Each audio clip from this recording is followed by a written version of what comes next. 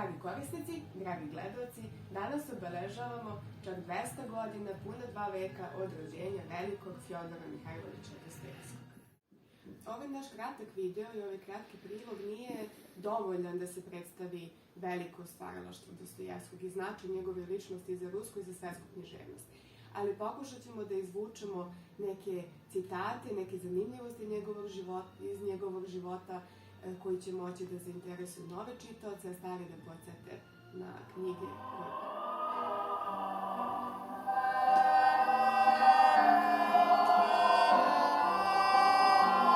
Dostojevski je rođen 11. novembra 1821. godine u Moskvi. Bio je drugo od 7 dece.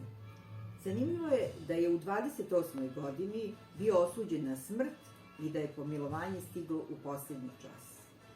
Smatraju ga pretečom brojnih književnih pravaca. Bio je profesionalni pisac koji je živeo isključivo od pisanja, dakle vrlo siromašno. Po delima Dostojevskog snimljen je čak 41 film i ekranizovana serija o njegovom životu. Bio popularan pisac još za vreme svog života. Kažu da je na njegovoj sahrani bilo više od 100.000 ljudi i da se sahrana na kraju pretvorila u skup protiv carske Rusije.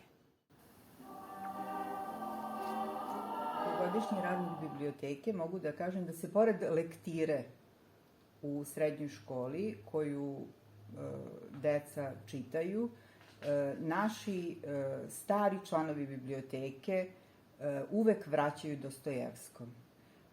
Čitaju ga po više puta jedno isto delo i prosto mogu reći da su zaljubljenici u delo Dostojevskog. Nema ih puno, ali ih imamo.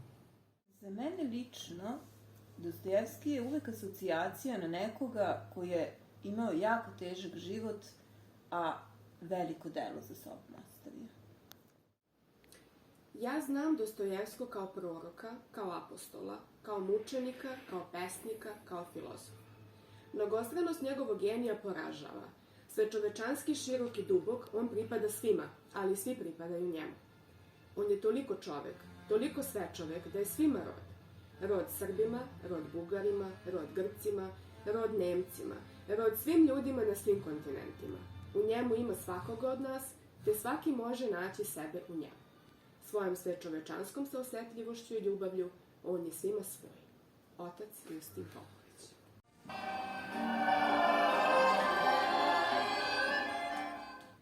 Надо любить жизнь больше, чем смысл жизни.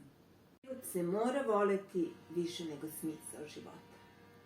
Не в счастье, а лишь в его достижении. Sreća nije u sreći, već samo u njenom postizanju.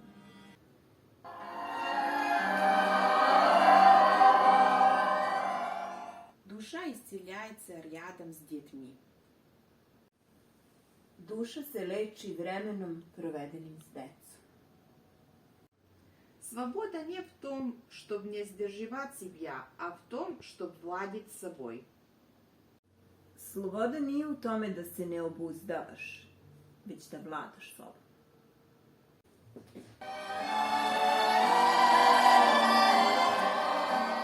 Перестать читать книги значит перестать мыслить.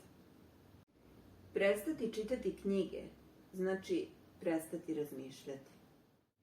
Мир спасет красота. Lepota će spasiti svet.